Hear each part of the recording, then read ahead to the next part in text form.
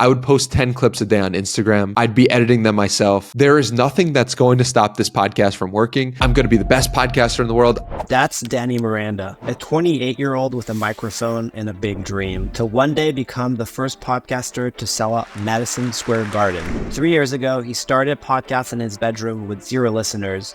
And today his podcast has gotten over 1 million downloads, and he's landed legendary guests like Alex Ramosi, Andy Frisella, and Seth Godin. But what's his process behind the scenes? This is like one of the coolest spreadsheets that I've created. It shows month by month both YouTube video views and downloads. In this episode, you'll learn how to make a full-time living as a podcaster starting from zero. I had $0 and I was like, okay, this is what I have. The exact networking tactics that Danny's used to land A-list guests for his podcast. The next day, he sends me a message saying, hey, I know you did 75 Hard. Do you want Andy Frisella on your podcast? Yeah?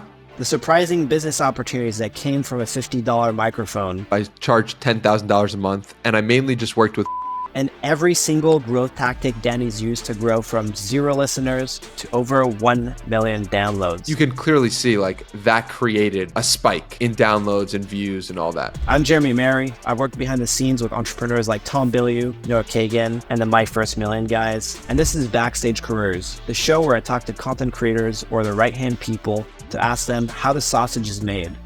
Let's go backstage. Welcome to the show, man. Pleasure to be here. So let's dive straight in. I want to hear the story of how this whole podcast stuff started for you. Yeah, it's funny, right? Most people, if you know me, you might have heard of my podcast, and that's the thing that a lot of people know me for. And it just started because I put out on Twitter, who wants to talk on the phone? And it was as simple of a message as you can imagine. I started getting DMs from random people all across the world, and I enjoyed talking to them so much that I said I should record these conversations because there might be someone out there who also enjoys this conversation who's not currently in it. And that led to me recording them. And then 440 episodes later, here we are today talking, me and you. So yeah, it's just been a very organic journey. It seems like it started off kind of as an experiment, right? Like at what point did it go from like, oh, this is a cool experiment I'm doing to like, hey, this is like, I want to be the best podcaster. I think that's kind of your vision, right? I want to be the best podcaster in the game. Yeah. And I'm gonna go all in on this. Like this is my vocation in a way, you know? For sure. Yeah. I mean, it's been a gradual evolution of that, but I would say immediately I realized, one, that I really enjoyed doing it, and two, that the person on the other end typically enjoyed the experience as well. So if I had the validation from both myself enjoying it and the other person, I said, let me just continue doing this to the best of my abilities. And I think, I've had seasons where the podcast was my number one focus and everything that I was doing and was oriented towards growing the podcast and growing myself as a podcaster. And then there are other seasons where I'm like, the podcast is great, but it's not the end all be all of my entire existence. So yeah, I've straddled between those two for the past 3.5 years. I would say right now I'm kind of in the season of it's not my number one focus, okay, but I'm sure at some point in 2024 it will be. And so yeah, I still love podcasting, and podcasting has been such an incredible part of my life. But I would say like right now it's actually not podcasting, which is funny. What is it right now? Probably running, honestly. Running or finding freedom or living in freedom, I think are the two biggest things that are fascinating to me, interesting to me. And when I say freedom, I just mean just feeling so comfortable in my body and mind. Like that's the number one prerogative. That's the number one thing that I focus on. And writing this book that I'm writing right now. So like, oh, you're writing a book. I didn't know. Yeah. So nice. Those are my main focuses as I enter 2024. So I hear you, but it still seems like podcasting is, let's call it your career, Sure. like running and finding your freedom. I mean, those are great, like personal kind of like development areas, right? Yeah. You're not trying to be a professional runner, right? But you are trying to be a professional podcaster in a way? Yeah, it's funny, right? That's how that could be one view of it. I take the view of I don't know where money is going to come from, right? Yeah. And so I'm just going to pursue the things that are interesting to me and let life do the paint the details of money in that. And I have a lot of trust that it will unfold exactly as it is supposed to unfold. And yeah, I don't really have any attachment to having a quote unquote career as a podcaster or having a career as a runner or having like anything could lead to a career. And that's been the case since the beginning. So let's Yeah. go back. I think you started the podcast September 2020.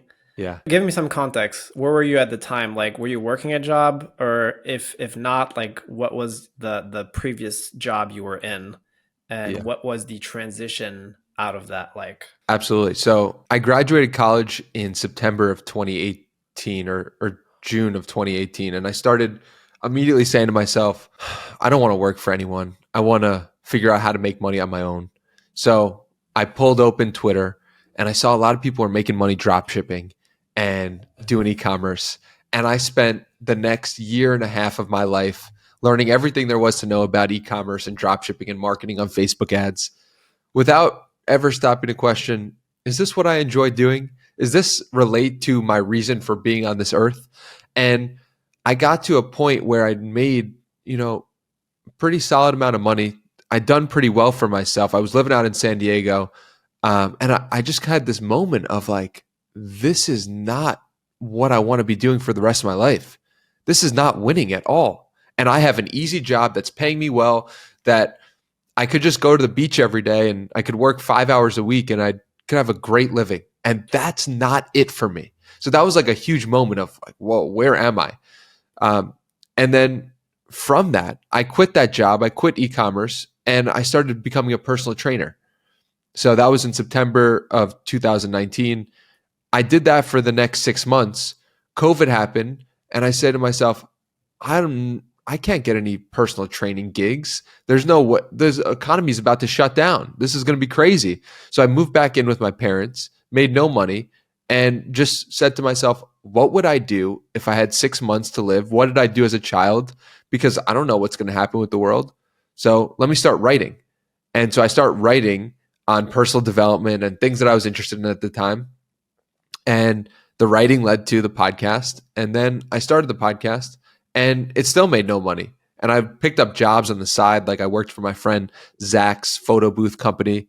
So while living at home, thankfully my parents didn't ask for rent or food. But yeah, that was kind of the journey in the beginning. Just talking to people I found interesting, posting it online, and just saying to myself, I'm going to do this 3 times a week and I'm not going to stop. Interesting.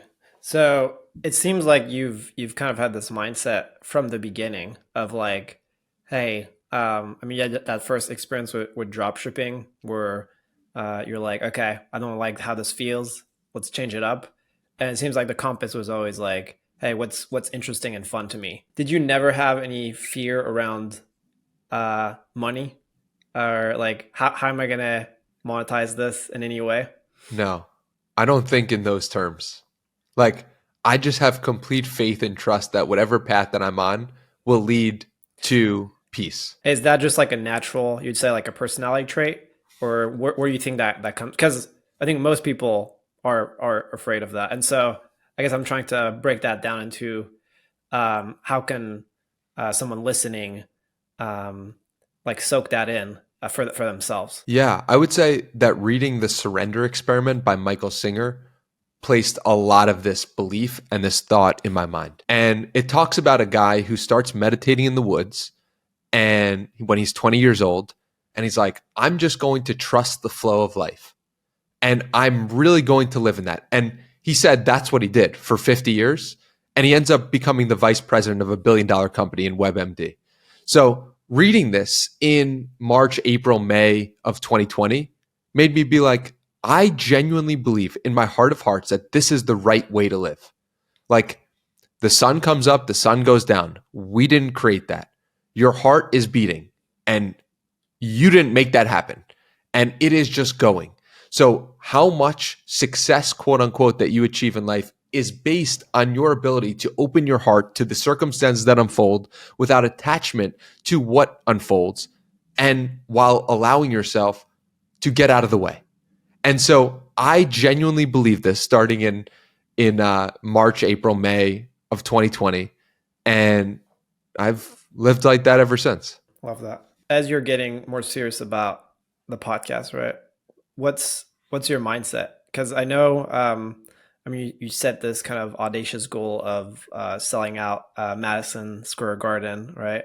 And I mean, at some point, I think you want to be the best podcaster in the game. What's your mindset around the podcast, and how has having a big vision kind of like helped pull you through? I love the idea of setting a big goal because setting a big goal allows other people to want to join in on that mission. Everyone wants to be a part or say that they were in the early stages of a guy who sold out Madison Square Garden. But it wasn't really about other people. It was like really about connecting to my childhood.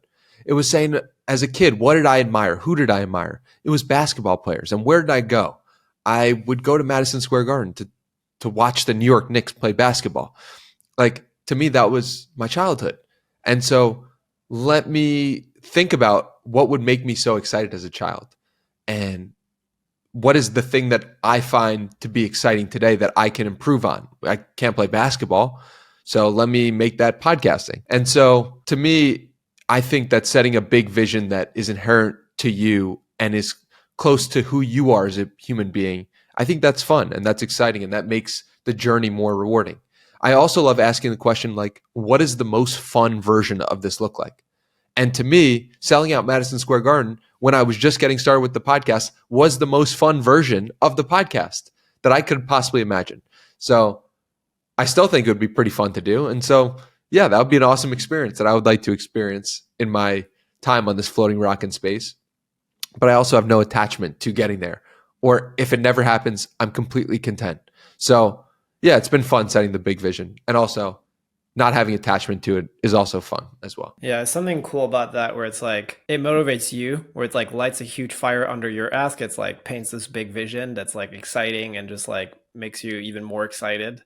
But the other thing that I've noticed with you, just because like from a lurker from far away, seeing your vision or seeing like your journey unfold, is that a cool thing with a big vision and is it gets other people hyped up to support you. And I'm blown away by like how much support you get from other people, right? And part of that is I'm guessing from just like your personality and people. I mean, you're just really kind, and people are drawn to you, and you're adding a lot of value in different ways.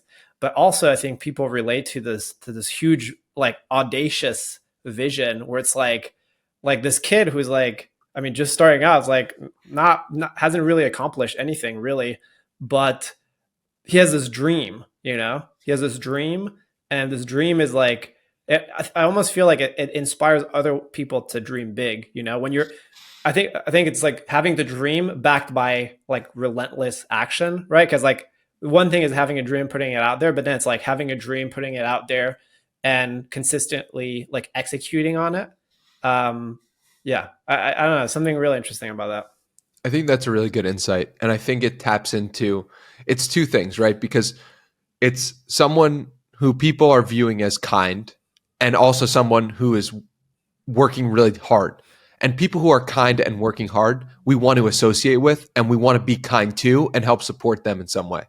And I think that is probably a huge reason why people are trying to support me or want me to win in some way, because I very much feel what you're talking about. It's kind of like a movie. Like you're laying out the hero's journey, right? And like everyone wants to root for like an underdog, Yeah. I mean, it's like building in public, right? But it's also like kind of like documenting the hero's journey in public. And that big mission is kind of like it is the map for the hero's journey, and you're and you're sharing that with people, and people are like watching like your life unfold like a movie, right? Totally. Pretty cool. I think it's a great insight. Okay, so let's shift gears a little bit. This is going to be like a little more of a strategic section. So to start this off, first of all, as we mentioned, you started the pod September 2020. It's been over 3 years now, which is pretty crazy. What's even more crazy is 439 episodes to date. I mean, kudos to that. I wanted to dive into the numbers with you, and I think you mentioned you have a spreadsheet you can share on screen. But I wanted to see kind of like where you're at with your download numbers overall on the podcast, and just like what that journey has looked like from like over the last 3 years for people thinking of starting their own podcast, of seeing like, hey, what does that look like? Like like what type of downloads should I expect in the first year? You know, if I'm consistent, like what can I expect over last, like Danny sounds successful. Like how many downloads is he getting, you know? Totally. Yeah. This is like one of the coolest spreadsheets that I've created. It shows month by month both YouTube video views and downloads. And you could literally see that in the first month of the podcast, I had 1,755 total downloads. And then in the first year, so That's in the pretty first, good for the first month. yeah. I mean, this is me tweeting about it relentlessly. What was your audience at the time, like on Twitter? I think it was 5,000 Twitter followers. Okay, and you had been That's tweeting it. already for a couple of years. I mean, A couple of years inconsistently about e-commerce and dropshipping. okay. Not necessarily a podcast audience, but this is just, the first year or first 4 months. Can you also give us a cadence of like how many episodes you were putting out those first couple months? Yeah, for the first year of the podcast, it was 3 episodes a week. Okay. So very consistent. Yeah, consistent. And I was trying to get better. And I understood that the more time that I spent doing it, the better I would get at it. That Rogan did 3 episodes a week for 10 years. And that's kind of was my metric from the beginning. That So you're modeling Rogan's kind of approach. Correct. Because I said to myself, he talks about all these different topics. He clearly is given the blueprint. Can I follow that? I think I can. But I mean, also, it was my initial thought was I'm going to post 1 episode a week. And then I ended up I set a launch date a month from this time that I started recording. And then within a month, I did 20 episodes. So I was like, oh, I'm going to need to do 3 a week. So it was kind of organic that I did 3 a week. I wasn't like, let me be Joe Rogan. Your plan started with 1, but then you got I mean, you love the process so much that you like ended up doing more. And you just like by default, you're like, okay, there's enough volume for me to do 3 a week. Correct. And then I stumbled upon later that Rogan did 3 a week for 3 years. And I was like, oh yeah, this seems like a good model to follow. It came from an organic place. So yeah, it wasn't like you were reverse engineering what Rogan was doing. It was like, you realized then that it's like, oh, synchronicity. Kind of, yeah. That's exactly right. So in December of 2020, Gary Vaynerchuk agrees to come on the podcast. And so we go from, 3,000 downloads a month to 12,000. It's like you're 4Xing there in a month. Yeah. And as you I see, that's also when you started on YouTube, it seems like. Correct. Because that was the first time I said to myself, all right, I was insecure about putting my video on. And so when Gary Vaynerchuk agreed to come on, that was the first time I could say to myself, if he's coming on, then I want this to be seen as many times as possible. Yeah, so I have to maximize this opportunity. Correct. So that kind of took away my fears and it exposed me to what I needed to do. So were you doing clips at that time already? Not really. I don't think so. Because you said you were relentlessly sharing those episodes on Twitter in the beginning. What did that look like? Yeah, I think it was, I honestly can't remember, but I would guess that it was just tweeting about the episode. I don't know if I was chopping them up into clips. I don't think I was. Okay. But even if you look at like January 2021 to December 2021, it's like I went down. Yeah. like look at that. Like I love that. Like I love that. I mean, to be fair, it sounds pretty consistent. It's like in the 10K range, right? Yeah. It's in the 10K range. Yeah. And also I took a job working an NFT job in September or October of 2021. So as I start to gain some steam, people are like, we want you to do this for us. And I was into NFTs at the time. And the NFTs was like, okay, if I'm interested in NFTs and I'm interested in podcasts, like that makes sense. Let me do that. That was around September 2021. And I stopped, my focus on my own podcast was much less. So that's important to note. Did that opportunity come from the podcast? Yes. What did that, like someone that was listening to the podcast reached out, or what did that look like? Yeah. Someone who enjoyed the podcast said, hey, we have this cool opportunity. We see you tweeting about NFTs. Do you want to work for this company? which is a startup, and you could be our podcaster for this company. And I said, yeah, that sounds pretty cool. I love it. I'm learning about NFTs, and I think they're the So future. you were doing a podcast. Was it like you started a podcast for this NFT company? Correct. A separate one Interesting. while doing my own as well. That's a lot. And you're still doing 3 episodes a week at that point? Yeah. And Damn. and then I started doing 2 a week, and then I was like, oh my God, I'm losing my mind. Like I can't do this. And I ended up getting really depressed because I went away from my mission.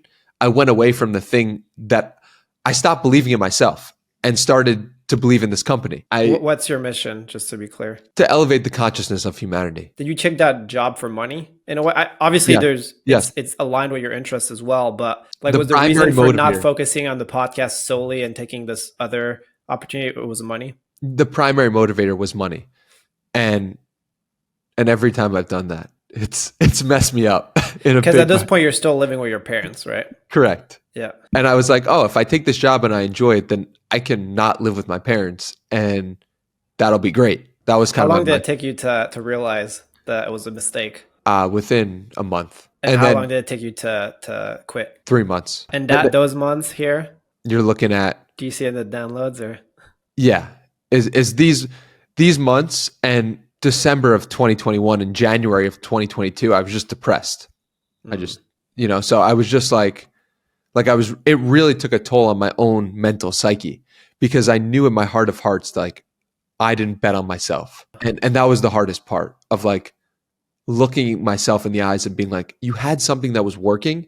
And if you just believed in yourself, it could have been working faster, or just like you wouldn't have. But I'm happy I figured out what I didn't want. And that was a very important learning lesson for me in trusting myself over other people, in a sense. Were there any other moments along this 3-year journey where you've doubted the mission? Or you've doubted that, I think it's the mission, but also doubted that you could pull it off, Yeah, I would say that's the big one. As we go through it, maybe we'll come across others as well. So paint me a picture of like, you just quit this NFT job that you've done for 3 or 4 months after realizing it wasn't for you. Yeah. Did that was your motivation like tripled at that point to like go hard on the podcast, or where were you at? I was depressed immediately. And yeah, my head was just like, it took me a month or two to get back to the place of like you can do this, like just one foot in front of the other. Like even if you look at the podcast that I've published in January of 2022, like look at my face and it looks different. Like there's less energy in my face. There's more, like even in the tone of voice. Even after quitting? Yes. Wow. So it took you a while to kind of like reconnect with the juice. Yes. Around this time, I had an NFT that was like one of the reasons why I felt so comfortable quitting was because like I made basically $40,000 or $60,000 on an NFT. And that was like, oh, like this is my safety net. This is a backup for all of it. And that was a huge moment of like, okay, like I can sell this NFT, I can get out of the NFT world, and I can just focus on the craft of podcasting. And I bought the NFT in like May of 21 and didn't expect it to do anything. I wasn't using it as an investment opportunity. I was just like, I support Gary Vaynerchuk. And then I ended up making a lot of money on it. And I was like, God bless America. Yeah. Having, that's something I've noticed in my own journey as well. But I think for people that are considering doing like betting on themselves in that way, it's great if you believe and stuff. If you believe in yourself, just like YOLO, and you're able to do it. But what I've found is that building some kind of life vest, or like some kind of security blanket where you're able to build up like a little cushion of like 50,000. I don't know, whatever that is for you, where it's like, oh, I've got a couple months of runway where I don't have to worry about bills, where I can just like focus on something without need to bring in any cash. That helps a lot. And it seems like that's what you had here. Absolutely. And unintentionally. And this is like goes back to the surrender experiment. I wasn't like, let me do this great investment opportunity that's going to 8 or 10x my money. It was like, let me support someone I enjoy. And that led to me 10xing my money. Like it was just silly. I don't take it for granted. I know it was complete luck, and I'm just grateful to be able to experience that. Absolutely. Okay, so how long did it take for you to like get your mojo back after quitting? And it Um, seems like it was just like almost like putting in the reps, like trusting that it was the right path because you had already felt it before, right? And then just like trying to reconnect with that and just like building momentum. Seems like. that's it. My momentum is so big. When I visited Austin, I think in May of 2022, I felt like, oh, this is the place. Like this is a place where I belong. And then it took me 6 months to end up moving here. But back in August or September and October of 2022, I'm like, okay, I think we're finding a groove again. I started to do more volume than I'd ever done. Like I would post 10 clips a day on Instagram. I'd be editing them myself. I was just like, there is nothing that's going to stop this podcast from working. I'm going to be the best podcaster in the world. I'm going to dominate. It's all happening. Like no one can stop me if I don't stop. I'm going to take every moment from this. Like I was just crazy, Hell yeah. and I'm sure you've had moments of that in your own life as well, where so clearly, like if I just do this thing relentlessly, it's going to work out. And so what would happen is, one clip would go viral. It would gain a lot of followers. People would come to the account. They'd be like, who is this guy? Oh, this is interesting. He's putting in a lot of work. Okay, we respect that.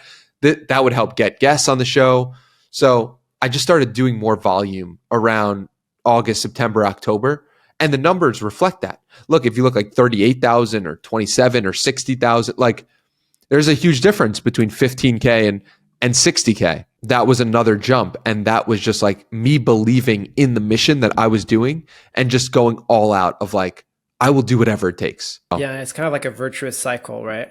Where like you start doing more and then you start getting more positive feedback from the world. Like you said, like a clip goes viral and that hypes you up. And so then you have more, it's like the power of momentum, right? That hypes you up. And so then you have more power to like put out more.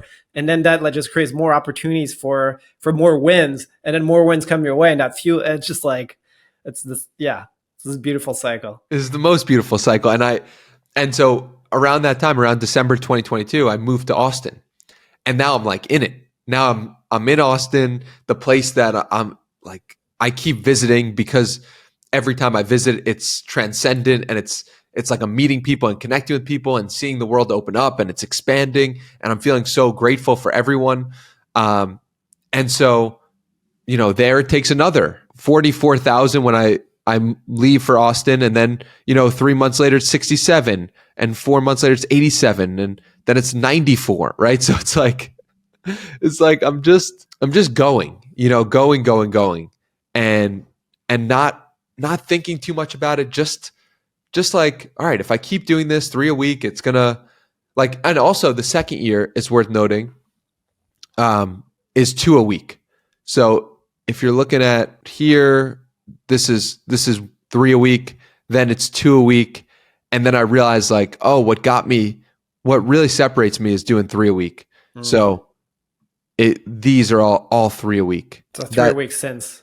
Yeah. Or have you switched now like recently to 2 a week again? Yes, That's correct. what you say, yeah. Okay. So we go back and forth, but that was a huge like level up in the podcast downloads, and the energy around it was going from 2 to 3 a week. So that's worth pointing out. Besides consistency and volume, where Yeah. you're like 3 a week, 3 a week, 3 a week, and you've mentioned clips a couple of times. What are like some of the key like inflection points in growth, and what drove that? February 2023, Video King Pablo. This guy from Colombia, God bless him, starts putting a clip a day in my inbox. And I'm pretty sure you know Video King Pablo. I don't know him personally, but I've heard you mention him. Oh, got you. I thought you might have been connected with him in some way. Anyway, he starts putting a clip a day in my inbox. Is that his handle? No, his handle is Pablo Motoya, Motoa. And he starts giving me a clip a day in my inbox, and they're such good clips that I'm like, oh my God, I have to figure out a way to hire this man. I have to figure out a way to like have him work on the podcast full time. And so he basically he starts working on the podcast in February 2023, unpaid. And I think by April, I start paying him full time because I start consulting for other podcasters who want to grow their own show. And so this now gives me the funds where I can pay him. And that was a huge inflection point. And I think what you're doing here is so helpful, like making me break this down, because I really have never broke it down before. And it's like, if only I had known during 2021, like, oh, once you hire an editor, it will get easier. Like, I'm editing every podcast myself for the first 300 episodes. Yes. Like every podcast, and mad respect for that. Like that is a huge amount of. I mean, I'm in the business, right? So like I know just like how much that is. B, that's also stupid. Yes, thank you. That's exactly what I was going to say. Thank you for saying that. It's idiotic. Because that probably in a way that probably also removes from the fire, right? Because there's some things that you like the stuff I would assume that you enjoy the most is doing the interviews. Yes. But then if like I would guess that probably like at least like 80% of the work is outside of the interviews, right? There's the research, which is like a lot, which I think is hard to outsource. You can outsource, but like I think you enjoy the process, and I do as well. But then the editing is like the editing itself is probably sometimes like 50% of your time at that time, right? And that's time that you're not spending on the stuff that like fills your cup, right? And that's yeah. You just hit the nail on the head. That's exactly what happened.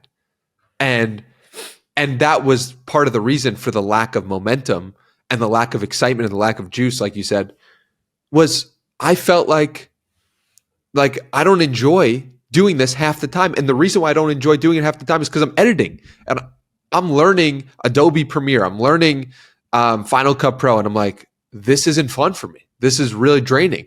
And then when Video King Pablo comes in, it started to make sense. The flywheel started to make sense, and the show started to grow as a result of him coming in. That's awesome. Out of curiosity, and I think a lot of people may who are watching may be wondering, how much do you pay Video King Pablo?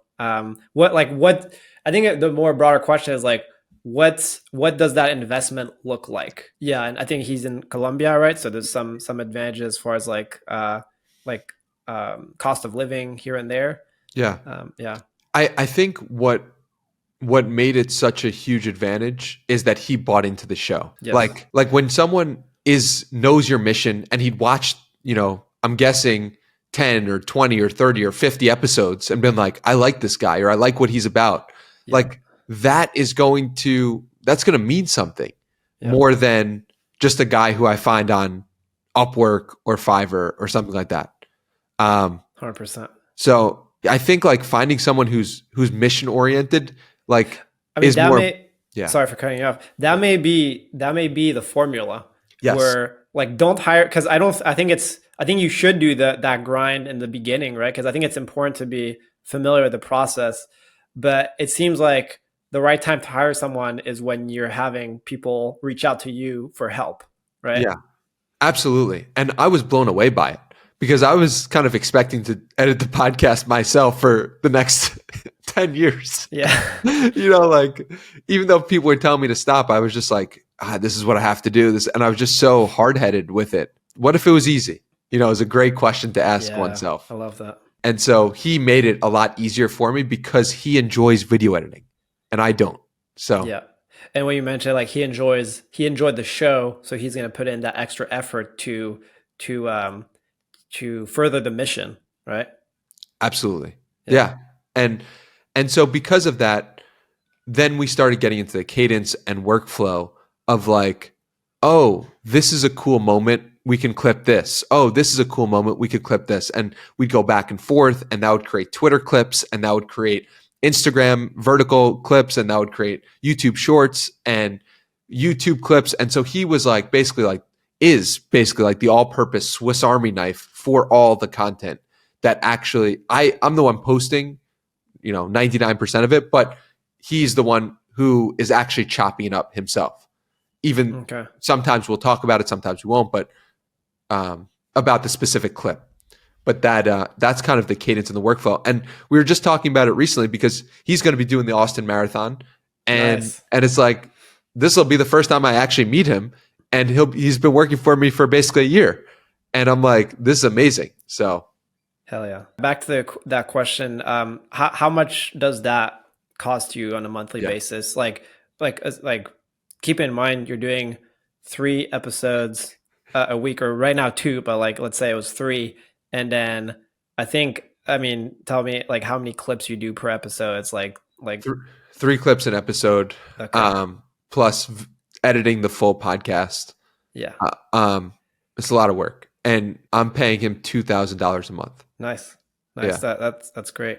yeah, Just to like, you don't have to, you don't, if you find the right people, you don't necessarily have to like break the bank, right? It's a significant investment, right? yes, And we'll get into like monetization later, but like a podcast doesn't necessarily make a huge amount of money. So keeping that in mind, but it's also like something that, yeah, that's within reach. Cool. So Video King Pablo, huge growth lever. exactly. Any other inflection points from earlier? It Yeah, seems like just in general, I mean, podcasts are notoriously hard to grow, right? It's like probably one of the hardest mediums to grow. sure. And it seems like your strategy has really been clips and like leveraging other social media platforms. Yeah. I would say big guests are inflection points and Okay. have created inflection points. Like April of 2023, my highest at the time was 87,000. And that came from an Andy Frisella interview, episode 346. And then in July of 2023, you have Alex Ramosi, I love that you know the number. 377. Yeah. Yeah. Um, so those two, like you can clearly see like that created a spike Okay. in downloads and views and all that. So that's been a huge growth lever. It's like a big guest comes in like that, the promotion for the show, and then the just the excitement that builds up around it just leads to a lot of energy and a lot of excitement that seems to trickle over into the next months in a slightly less it it's like it goes a big spike and then it drops down a little bit. It seemed like what happens typically. Yeah. Yeah. It's like, I mean, as with all platforms, you basically have like something that goes viral. It brings in a whole new audience, right? And then a percentage of that new audience is going to really resonate with your core message and stick around. And for the other people, it may not be it. They were just here for the viral piece, but then you still, yeah, you grow your audience overall. It's exactly right. So that's been the strategy. Nice. Okay, so now I want to talk about money, monetization. When people think about big, audacious goals that way, where it's like, hey, I want to be a full-time podcaster. Like, I want podcasts to be like my career, right? Yeah. I'm thinking of like in the past when I've had those thoughts of like, oh, I want to become a YouTuber. I want to, the first thing that comes to mind for a lot of people is, how do I make this make sense financially? And you kind of go back to there's the emotional. It's like, I want that's like you see the vision, but then it's like the rational side kicks in. It's like, how do I make money from this? How do I make this sustainable, right? Yeah. So I think that sharing how you've made money over the past 3 years, I think you already shared a couple, but I think that would be really helpful for someone that's considering a similar hero's journey. Yeah. I think you're absolutely right. And I'll try to break down the months where specific money events happen on the spreadsheet. I love the spread. This is a great format, actually. It's Yeah, like, you should do this it's for really every great because you episode. can see like where you were at the numbers, and you can comment on the mindset and like how the money was. Yeah, it's great. Yeah. Overall, one thing that I wish I thought about more was that winning didn't necessarily mean making money from ads. And that's Yeah. why I've stopped tracking, is because I've realized that making money through ads is not even how I want to monetize. And it might be how people want to monetize, and there's nothing wrong with making money through ads. But to me, I said to myself, that's not in alignment with me. Why am I chasing that goal? because Rogan does that, Tim Ferriss does that, Chris Williamson does that. But I don't need to do that. What am I trying to chase that goal for? And so that was a very helpful unlock for me that probably happened around October 2023, which is why there's no data from October 2023. Is that like, are you like stopping? You're not counting anymore, like for the foreseeable future? No. I'm going to. Okay, that's just like a lag. Yeah. Yeah, it's just a lag because mentally I had to switch. Yeah. I had to switch from let's make money through ads as the number one priority, and we are going towards, $20 CPMs or whatever. Yeah. To let's actually just find other ways to make money. Yes. And that was such a helpful reframe for me that I didn't let myself go to for 3 years. And if I had gotten there faster, maybe I would be making money from ads right now. You know what I mean? Like maybe I would be further along because I would be able to reinvest money into the show in a quicker way. Does that make sense? I was trying to find all these other ways to make money, and it's like, dude, you could have sold a product. Dude, you could have sold something, an education product. You could have sold a research product. You could have sold, there were other paths than making money through ads. So yeah, and that's what I wish I knew. And I was like in preparation for this, I was thinking of like how, like my mindset when starting some of these projects in the beginning, right? And for me, that was exactly it. Where it's like you're like looking at like the CPMs, and you're looking at like the number of downloads that like most shows get, and you're like, there's no way I can make a full-time career from this. It's like this doesn't scale. Right. But so you're not. Yeah. So what is 144,000 plays? Yeah. With a $10 or $15 CPM. What is that? Let's calculate it real quick. $2,000. Yeah. Right? That's what you pay your editor. Right. Right. So that would cover costs. That would break even. Correct.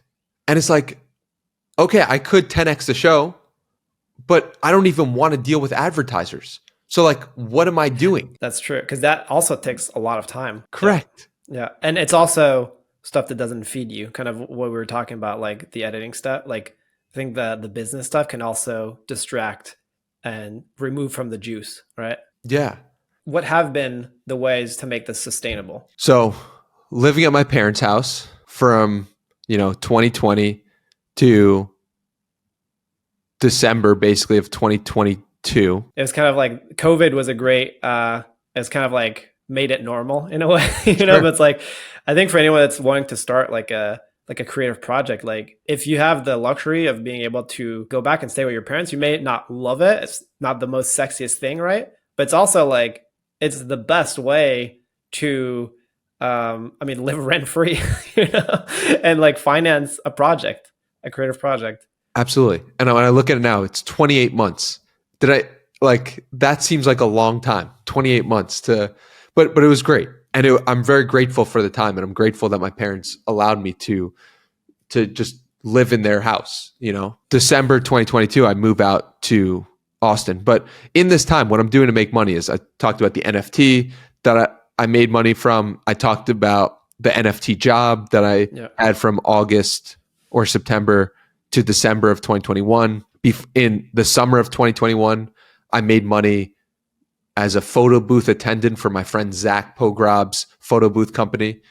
So that was a way for me to get out of the house and just interact with people while I'm building this thing, but just feeling like I can, it was just a fun experience that also allowed me to make money and be social. Did you meet Zach through the show? I met Zach through the show and through his newsletter. Okay. I just want to mention that, like, I think the cool thing with a podcast is it opens up so many opportunities that's like, it's like, even if you don't make money from the podcast, like opportunities flow from it. Right. Absolutely. At one point, like in August of 2021, like Sean Puri from the podcast gave me a job offer, or like I started working as an intern for him for a little bit, and that never ended up materializing into like a job. But it was just like such a cool opportunity to work with a creator that I really admired now I'm like working for him. Like, this is amazing. This is really cool. So that just came because I interviewed him. He loved the questions, and I put out on Twitter 6 months later, like, I'm looking for a job. Does anyone have any leads on anything? That was part of it as well. In February, March, I sell the NFT after the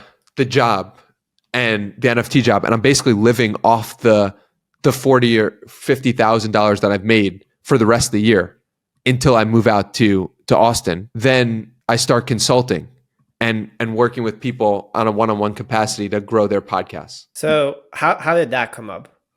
Because I think that because when I texted you a couple pre-interview questions before the show, I don't think you've talked about this much on other shows, and I think that that's actually one of the most interesting things, because if someone is considering a creative project, like here, what you're saying is like the creative project generated an opportunity that paid me and allowed me to continue the creative project, Yes.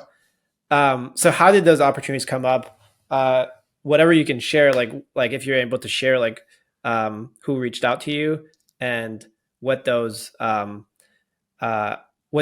opportunities look like as far as like how much were you getting paid for them, and whatever you're comfortable sharing. So I was basically, what happened was people would reach out to me and be like, we really enjoy what you're doing with the podcast. How can I like get your help on doing this?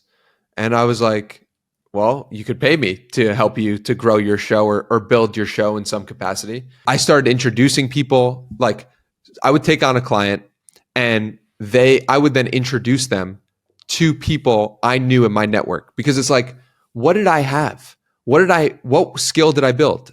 I built the connection and relationship to people. And that was the thing that I had at that time of 28 months of work.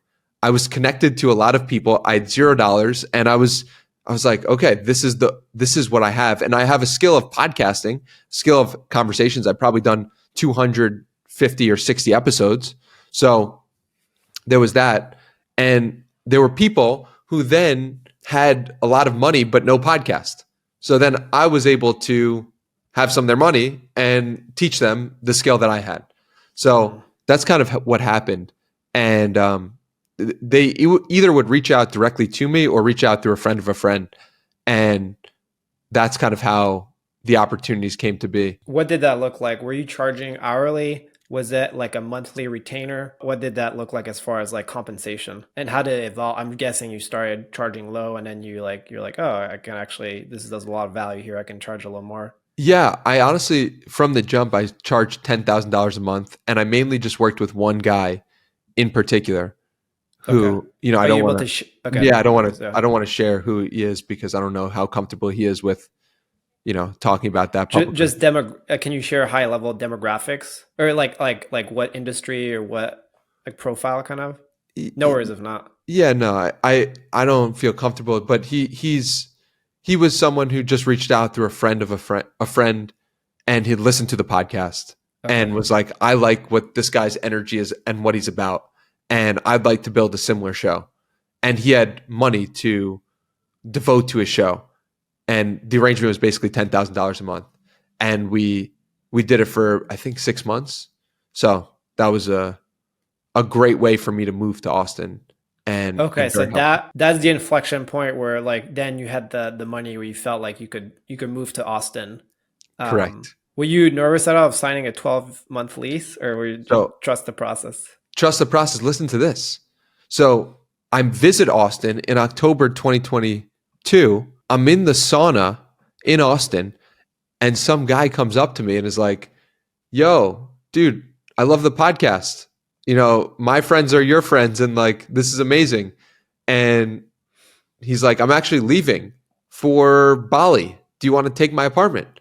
And I was like, yeah, absolutely. So I didn't have to sign any lease. There was no pressure, because I was like, this is a fan of the podcast. He's going to be understanding and helpful for me. And this is a great person to know in the city and just to be friends with. So yeah, yeah. Is that where you're staying to this day still? That's where I'm staying right now. I've left this apartment. I've come back to it. But yeah, this is literally like the surrender experiment. It's like, dude, it's like as you like follow your truth and your mission, these opportunities just like align, pop out of nowhere, like it feels like out of a movie, you know? Dude, my entire life is like that. I had to leave this apartment in March of 2023. There was like 2 weeks left and I had nowhere to stay in Austin. And people were like, what are you going to do? What are you going to do? And I'm like, something will work out. The next day, my friend texted me like, dude, there's this apartment that just opened up for 2 months. Do you want it? I was like, yeah, sure. This is what I'm supposed to do. And it turned out to be amazing. And I was like, this is just life. That's incredible, man. Yeah. Okay, so consulting seems Yeah. like you do that from January to June for 6 months. Yeah. Once that runs its course, what do you do? I was back at my parents' place for a month and I was like, what am I going to do? I got to figure something out.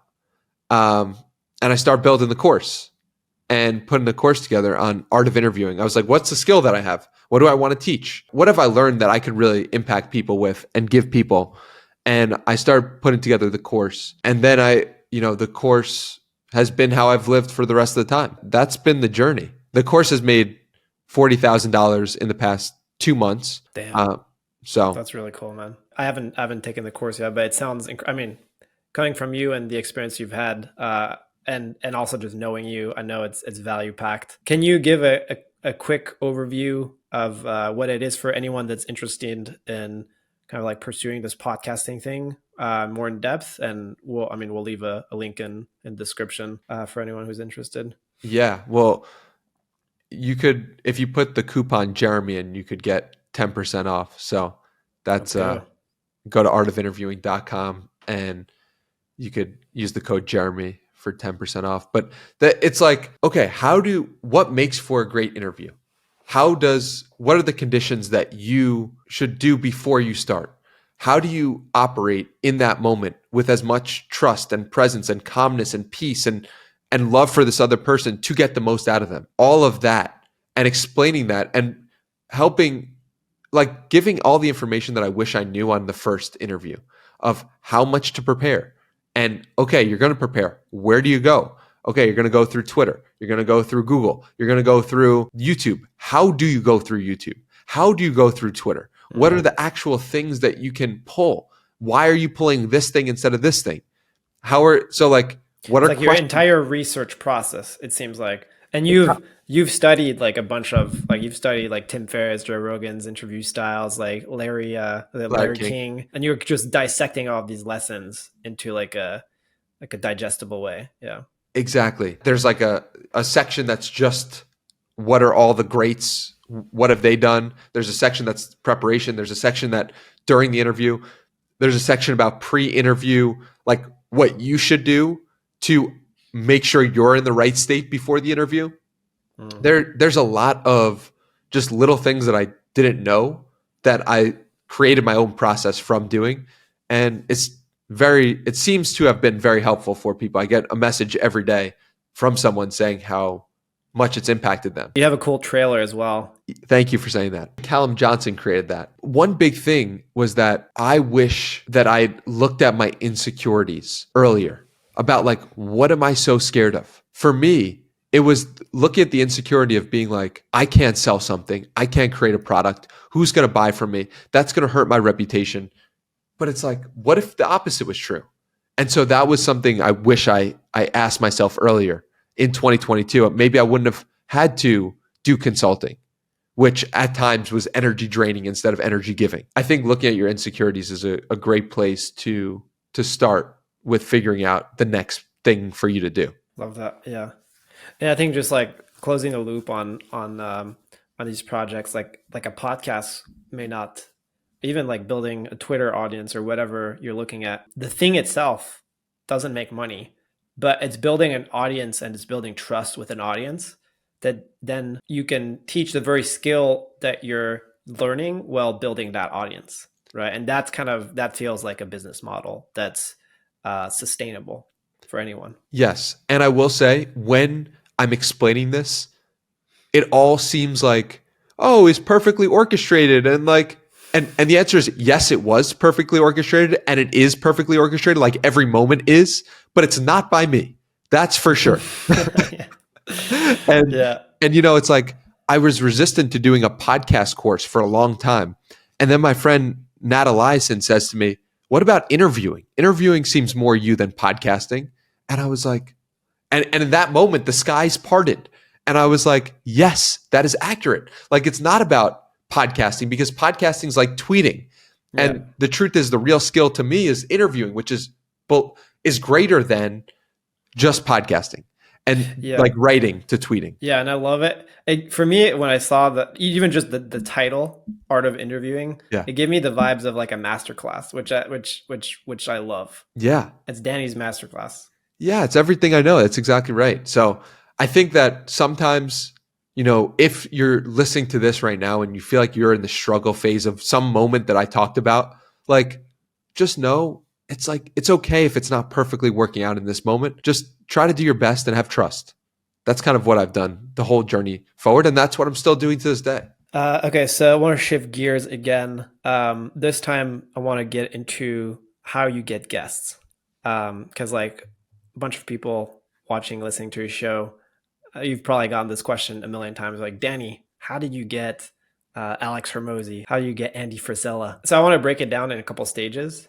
Number one is like, how do you get guests when you're starting from scratch, right? Because I think that's very different than later, or a little different. The art of the follow-up, because I think that's king, and I think that's something that if people realize, like, that will unlock a lot of missed opportunities. Using Twitter is a tool to connect with people, and then referrals. So let's start off with when you're starting out. How did Danny connect with people starting out? How would you recommend someone that's starting from scratch? How do you get your first big guest? I remember starting the podcast and remember loving it and remember talking about it to everyone. This is August of 2020, and my friend, he says to me, I was just recording episodes. I hadn't published one. My friend says to me, what would you do if Gary Vaynerchuk or Joe Rogan agreed to come on right now? And I was like, dude, I don't want those people on my show right now. I'm not good enough as a host for me to have them on to the level that I would have them on in 12 months or in 2 years or in 3 years. And so I was already from the early days thinking like this. But I would say start where you're at. Start with the people. If you're going to have success as a podcast host, you're probably going to want to and have to do it for a long time. And so start with where you're at. Start with the people who will say yes, whether that's friends in real life, whether that's siblings or family members or just people you know. Like, start with, or just people on Twitter who will respond to your DMs or are capable of responding to your DMs. Like, start with where you're at and don't get caught up in thinking you need the biggest guest, because often the biggest guest won't change the show in any meaningful way anyway. So I would say start with where you're at. You want to build the skill in the beginning before anything. And that's my number one piece of advice. Cool. Build the skill, build momentum. Yeah. One thing I thought that was interesting, though, your first guest, I think, was Ed Lattimore, right? This is very aligned with the theme of the show, just backstage careers and kind of how do you connect with these people? How do you connect with your mentors by helping them? And I believe that you helped him in some way, right? And as a result, at some point later, you made the ask, and he said yes to come on the show. And who is he? Just for I didn't know him, so yeah, he had over 100,000 Twitter followers at the time, and still does, obviously. And he's a writer, and when he was someone who, like, was just like that, 100,000 Twitter followers, like, that's so crazy. Like, to have someone on my show with 100,000 Twitter followers, I was like, this is the craziest thing in the world. And so he agreed to come on for like episode 7, 8, or 9. And I'd done a project for him. Like, I'd worked for him in some capacity, like done SEO work for him, or this was before actually starting the podcast. And he enjoyed what I did. So then it was easy for me to ask for him to come on the show. But that was my first big guest for sure, that I felt, like, this is amazing. I didn't think I could get this person on my show in just the beginning. Okay. So second, the art of the follow-up. So in your newsletter, you had a couple examples. Let's pick one. Pomp. Yes. Pomp. So I don't know. I can share the link. Oh, that's right. I did a video message for Pomp. Holy smokes. So how did I get Pomp as a guest? I reached out to him when I started the podcast. Like, I think that's an important piece to note is like, I already had some history of trying to connect with him. And I think that like people are often so worried about reaching out to their dream guest or somebody they're friends with or somebody that they want to have as a guest that they want to be friends with because they're like, what if that person says no? And I was always of the opinion that I am happy to get rejected by anyone because no one has any power over me. If they reject me, that doesn't mean I'm not going to be successful. That doesn't like I'm going to be successful whether or not this person accepts my invitation to come on my podcast or not. So they can get on board if they'd like, or they cannot. And either way is good for me. So because of that, I sent him a message when I reached out for the podcast. And then I reached out again with a video message asking to come on because I figured that might stand out. And in the video message, I think I focused too much on myself. And I wish I'd focused more on him. So what are the things that he's interested in? What would make the conversation different? What might get him excited? Like the focus. That's a perfect example to show that it doesn't need to be perfect. Correct. Like right now you'd send a very different message, but you just did it, you know? Right. Thank you for pointing that out. And his response was not like, this is too much on yourself. He was like, great video. I'm not doing any more podcasts in Q4, so I can focus on output, but let's look at January and I'm in. This is October 8th, 2020. And most people would expect at this point, like, oh, it's a done deal, right? But like what you're about to show is so typical for like landing a big guest. Yes. Or any type of like cold outreach you're doing, right? Yes. It's like you get a yes and you're like, yes, it's done. But let's see the follow-up. Yes.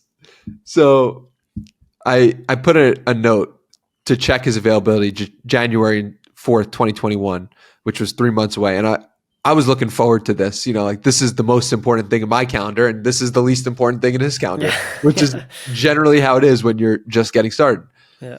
So I followed up with him in January a lot. Wow, I did not remember this at all. If you're still down to come on the podcast, would love to set something up for January. This is January 1st. No, you must be swamped. Just bumping this up in your DMs. January 5th. Hey, Pomp, just following up and hope I'm not being annoying. Cheers. January 12th.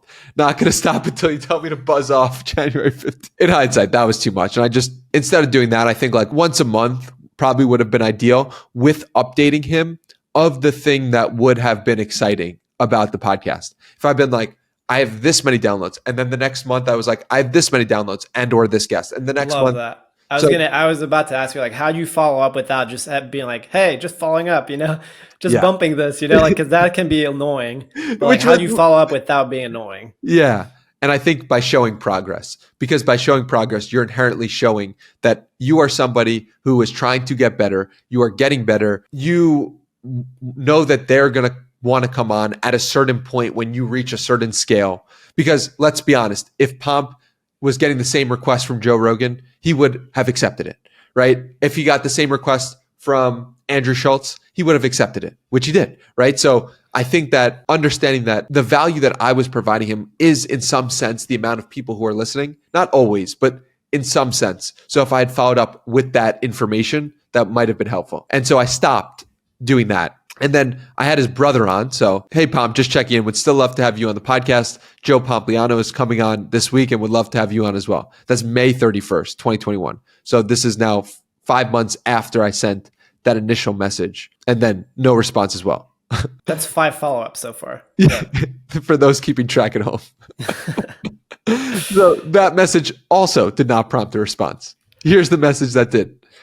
If you have a popular podcast, Derek Sivers is back on podcast again. Please get him on your show so we can learn what he's been up to. Nothing about myself, nothing about coming on my show. This is a message that I saw that I would love to see Derek Sivers on Pomp's show. So I sent Pomp this message 3 months later. Does that make sense? Yeah. Yeah. So it's basically a screenshot of like, oh, this is a cool opportunity for you. Correct. Adding value. Thank you. This is a cool opportunity for you that I would love to see as a listener of the show. And wait, so he answers, thanks. Yeah, thank you. Great. So he's clearly very invested in this relationship that and this is after him saying, yeah, like I can do it like in Q3 or something like that, right? This is after him saying I could do it in Q1 of 2021. So now this is a year later. Follow up. Yeah. This is a year later, right? So I spent the rest of the year from May 2021 to August of 2022, building the podcast, still doing it, still doing 3 weeks. He's like, this guy will not go away. Like, quick side question. I saw you had reminders since then. Do you have some kind of like CRM that you use to like, to track like guest outreach and stuff? Or do you just do like reminders? I still do reminders. That would probably be useful to have a CRM, but I just put reminders in Google Calendar. In September 14th, 2022, I said, I'll be in Miami week of 26. Are you free to pod any day? The energy behind the initial messages in 2021 are like, I need you to help make me feel successful. The energy behind the message in 2022 is, I am going to be here at this location. Are you free? It's like, it's so cliche, but it's like scarcity versus abundance, right? Like we could see it. You could feel the difference. Yeah. And he feels it too. And so he feels it and says, yes, early in the week, email me. It's like, oh my God. Now Pomp's my friend. Now I text him. And it's like that, to look back at those messages, I forgot it. I wrote this article and I forgot. Like, it's like you so quickly become accustomed to a new reality that you're in, of like, these are just people, like they're normal. Like there's no big deal. Just because he has 2 million Twitter followers doesn't make him like some, God. He's just a human being who wants to be loved and accepted and appreciated and feel freedom like we all do. So I think that was, an amazing example. Oh, and then he follows me, right? So it's like, the world is so interesting. That's such a great story, man. So Andy Frisella, Alex Hormozi, Iman Gadzhi. Those are 3 like big names you had on the show. I'll let you choose which story you think is most interesting as far as how you landed them on the show. Yeah, I think Andy Frisella is the most interesting. Okay.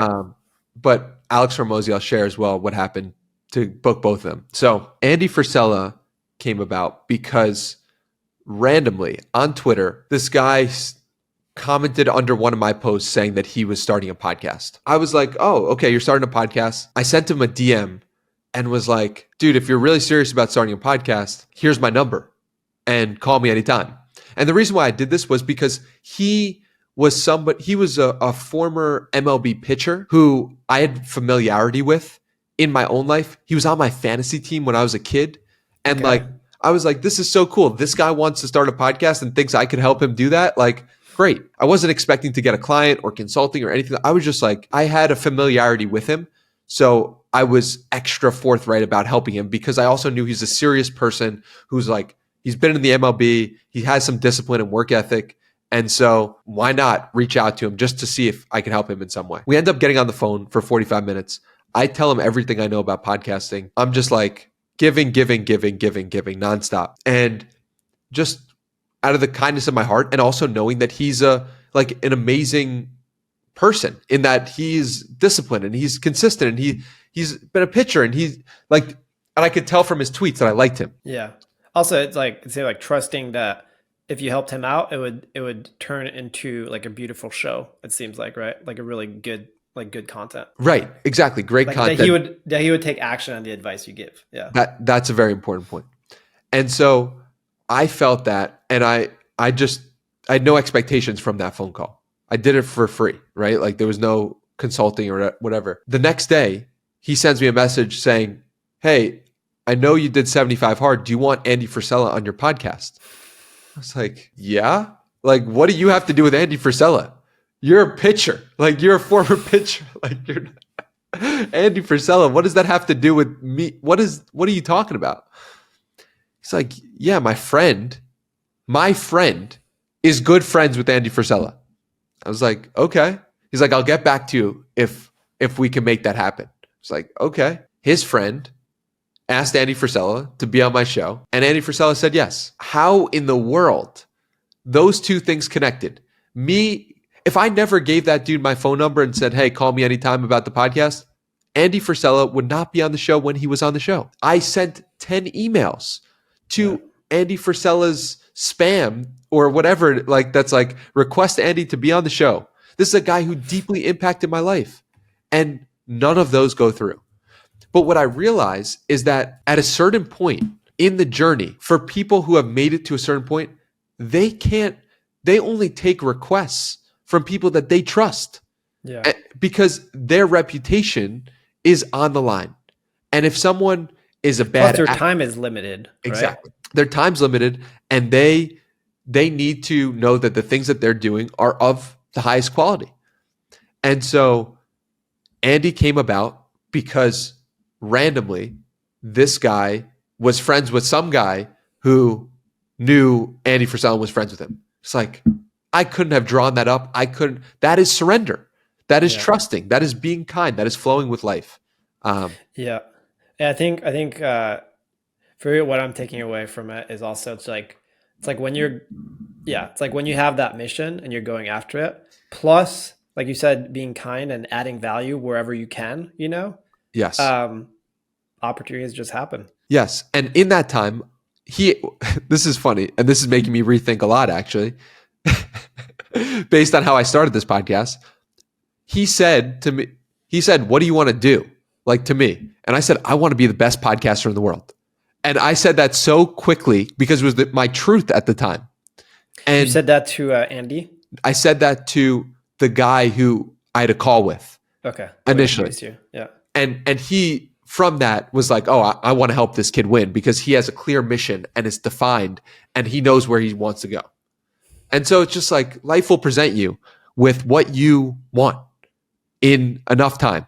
And so he clearly was inspired by me where I was going and wanted to buy into the mission and did in the biggest way. Love that. So I had broken down a couple of things. I think, this is definitely in the referral category, which I think is the big one of like how you get guests, right? It's like you mentioned, the biggest guests do not respond to cold outbound because they get so much. Typically. Right? Unless it's a there's really like good there's a certain guest that enters in the league where it's like they don't check their DMs anymore. They don't like they have assistants. You have to filter, and it's like very, very hard to get through those channels. And the referral is king in that scenario. Absolutely. And similar idea with Hormozy, Alex Hormozy. It was a referral from someone who I'd done a great podcast with, and he was so inspired by the show that we recorded that he knew, I assume he knew that his reputation was going to be increased by virtue of referring Alex on the show, because if he had a great experience with me as a host, and then Alex has a great experience with him as a host, Alex is going to thank the person who introduced them, because he's going to be like, wow, this guy was great. And that was good for him. Exactly. Exactly. So that's how Hormozy came about. It was because someone had a great experience and put me in contact with him or his team. And then it happened from there. Okay.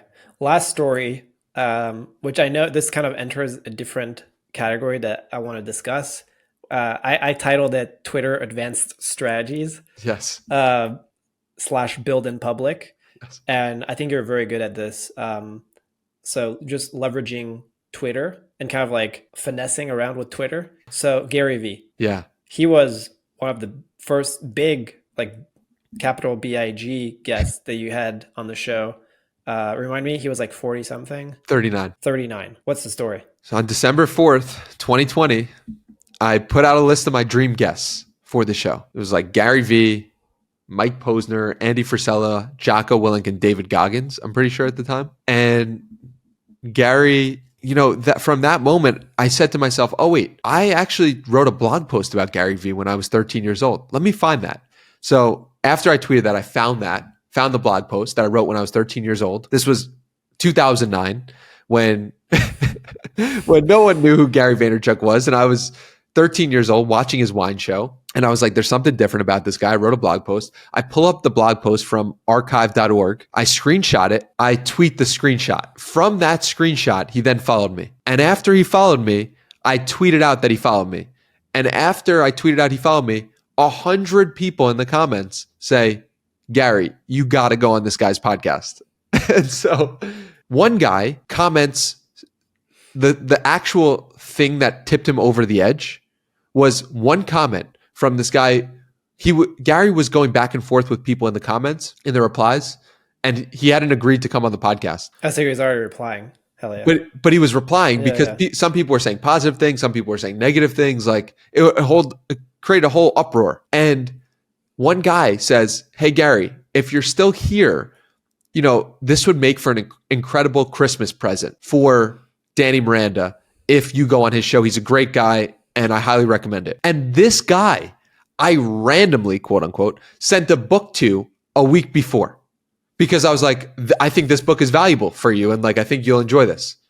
I didn't know that a week later he'd respond and create the biggest moment of my life. Gary responds to that message saying, fuck it, I'm in. 2 weeks later, we record the podcast. Dude, fuck yes. That is such a cool story, man. And How crazy. Yeah. Kira, were you strategic in putting out that, like, were you like, oh, there's a rare chance that like he might see it if I add, or were you just putting out like, oh, it's like cool that I followed this guy like way back in the days? I was strategic about the second post, the post about the archive.org, in being like, I think there's a chance that he sees this one. Because he's pretty relatively active and he responds.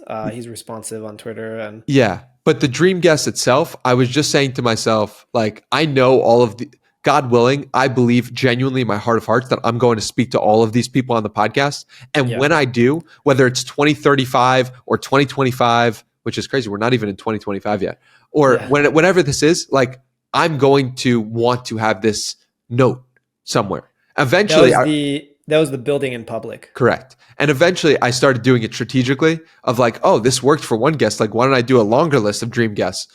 And I did that to get Tom Bilyeu on the show as well. But yeah, I think that it was just cool at the time to like just put out the truth of what I was feeling and who I wanted on the show. Yeah. And that's also going back to like when you're starting out, I think I've seen you post about like the value of putting together like a dream list of 100 guests. Yeah. I think that's huge. Yeah. If you don't want to talk to 100 people or talk to 20 or 50, like, you're going to like stop doing the podcast.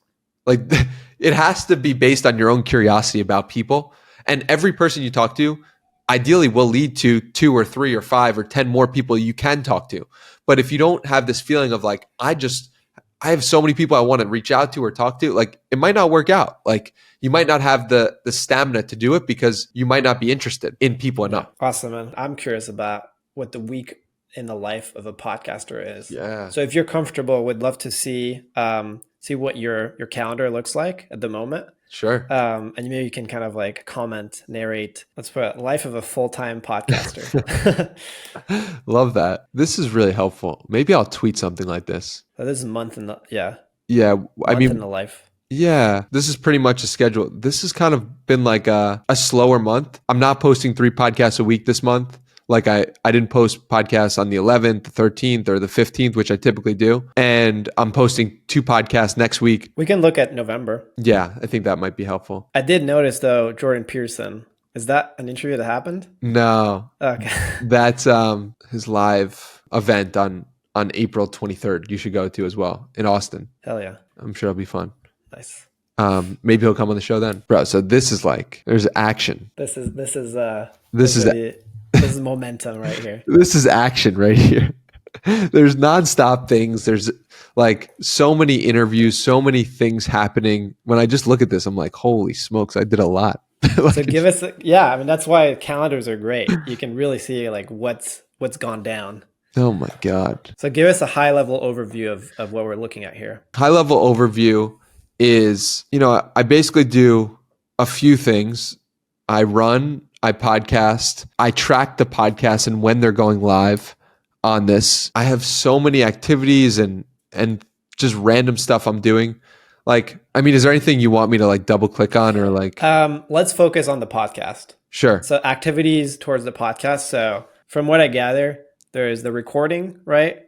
Yeah. There's the research, and then there's the post-production stuff. Sure. So how does that look like? And maybe anything else that I'm maybe omitting. Sure. So it's interesting because I only post the interviews, like when I'm doing the interview, I only post that on the calendar. I don't have set time for research.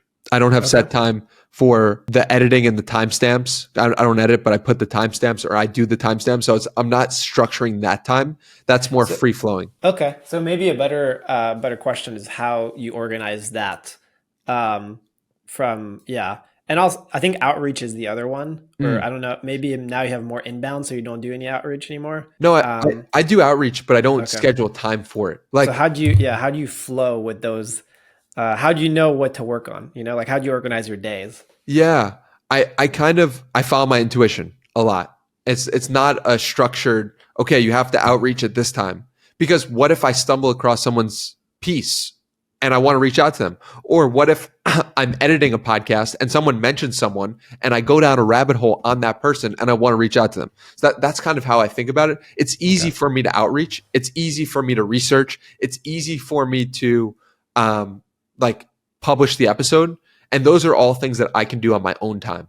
What my calendar is for my responsibilities with other people, which I've never actually articulated until this moment. The things that I do myself and they only require me, I don't put on my calendar, which maybe I should. Maybe I should view myself as a person that I'm responsible for. Andy Frisella talked about that on his episode, how he's reporting to the boss of Andy. So that's an interesting thing to think about. But I only typically put on where it's someone else I'm responsible for, with whether it's a podcast or a group or a meeting. Okay, that's so interesting. I could not do that because I would default to. I mean, there's some things you want to do more than others, you know, Sure. and then I would put off a good amount of things. Interesting. I think also having the schedule for me is Yeah. very impactful. And Yeah. the fact that I can post on specific days and be like Monday, Wednesday, Friday, the audience expects this from me. So Yeah. So I guess that's a good follow up. You have 3 slots a week that you need to fill. yes, Is it like 2 weeks before? You're like how far are you trying to book? Like, because everything starts with securing the guest, yes, right? And at this point, I think you have a lot of momentum where it's like probably that process is probably easier. Sure. You probably have a backlog of people that like, oh, these are people I could get like through a DM or like asking someone for an intro. And from there, process flows. You have them in the calendar. I think I read you do research like 72 hours before or something like that. Yeah. And so from there, it's like you do the research, and then once it's recorded, it's just like a natural flow of like it needs to go on this date. Pablo's gonna do X, Y, Z. He's gonna send me stuff for reviewing. Is that how it goes? yes, that's exactly how it goes. And I'm in this interesting spot because I want the interviews to be fresh. Like, I want, when someone's listening to it, I want it to be close to the time that it was actually recorded. And I also want, like, for the opinions to reflect their current perspectives. That's why. Because, like, if someone says something and then I post it 2 months later, it's like, well, that's a completely different person, at least in my case, right? Yeah.